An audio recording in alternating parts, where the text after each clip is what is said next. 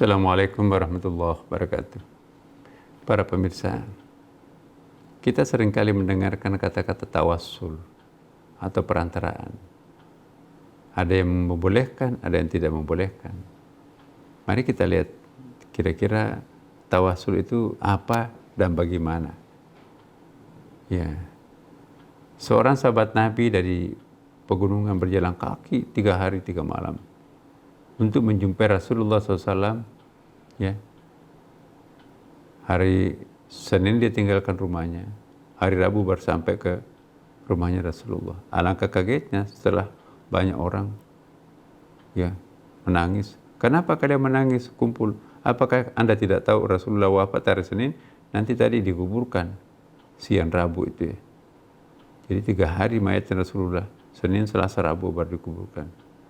Begitu mendengarkan Nabi wafat, menangislah histeris seorang pemuda ini. Ya. Ditegur oleh sahabat, ya fulan, jangan menangis seperti itu. Yu'adzibul mayyiti bi biqa'i alihi, mayat itu disiksa karena ratapan orang hidupnya.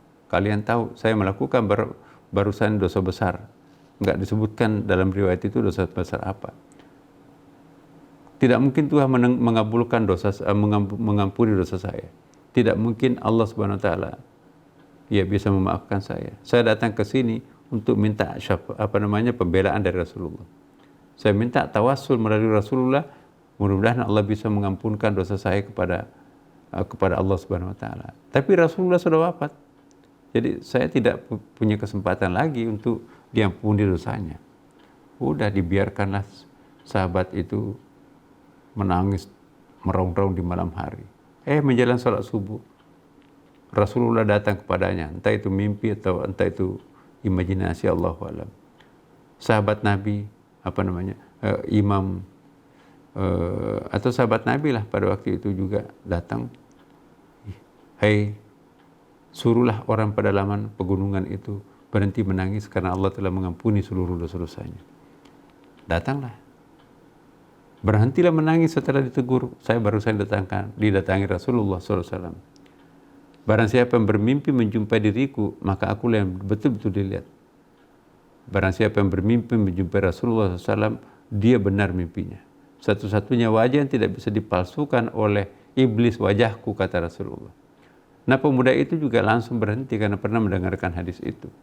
Jadi ini pertanda bahwa tawassul itu bukan hanya pada waktu orang itu masih hidup, tapi juga orang itu sudah wafat pun juga masih bisa. Allahu a'lam. Riwayat ini menjelaskan seperti itu. Ya.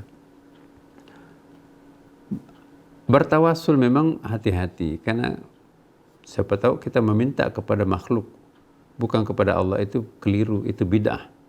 Tapi tawassul dengan cara yang benar seperti yang dituntunkan Rasulullah SAW atau yang dituntunkan oleh Al-Quran, itu boleh. Ya, kama arsalna fikum rasulan minkum yatlu alaikum ayatina wa yuzakkikum wa yu'allimukumul kitaba wal hikmah wa yu'allimukum ma lam takunu ta'lamun. Jadi ayat ini menggambarkan bahwa Rasulullah itu menggunakan fi'il mudhari, present continuous tense. Berarti Nabi masih bisa memberikan efek dulu, sekarang, dan akan datang. Ayat lain dalam surah An-Nisa ayat 60 ya, misalnya dia katakan wa ma arsalna min rasulin illa liyutabidnillah walau annahum idzalamu anfusahum ja'uka fastaghfirullah wastaghfir lahum rasul lawajadullah tawwabur rahim.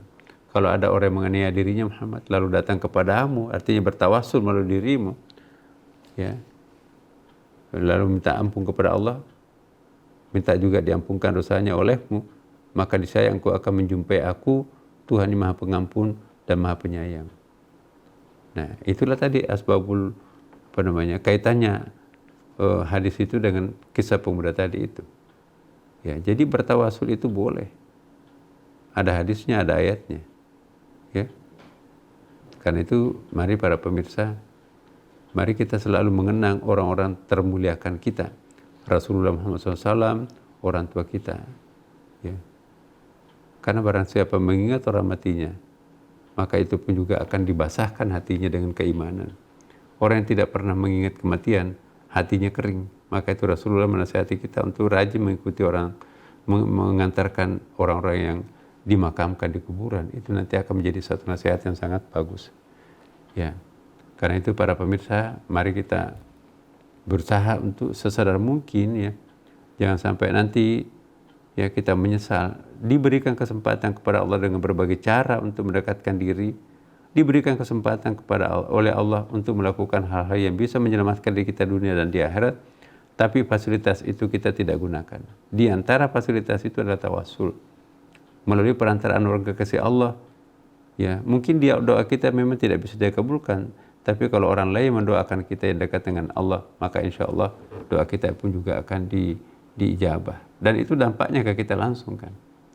Karena itu para pemirsa, izinkanlah saya mengajak pada kesempatan yang terbatas ini, ya, untuk senantiasa memperbaiki kualitas spiritualitas kita, memperbaiki kekuatan imajinasi kita, memperbaiki sholat dan tasbih-tasbih kita. Maka pada saat yang bersamaan nanti kita bisa bertawassul, ya, kepada orang-orang yang kita cintai dengan penuh efektif. Semoga Allah Subhanahu wa taala memberikan manfaat untuk kita semuanya. Wassalamualaikum warahmatullahi wabarakatuh.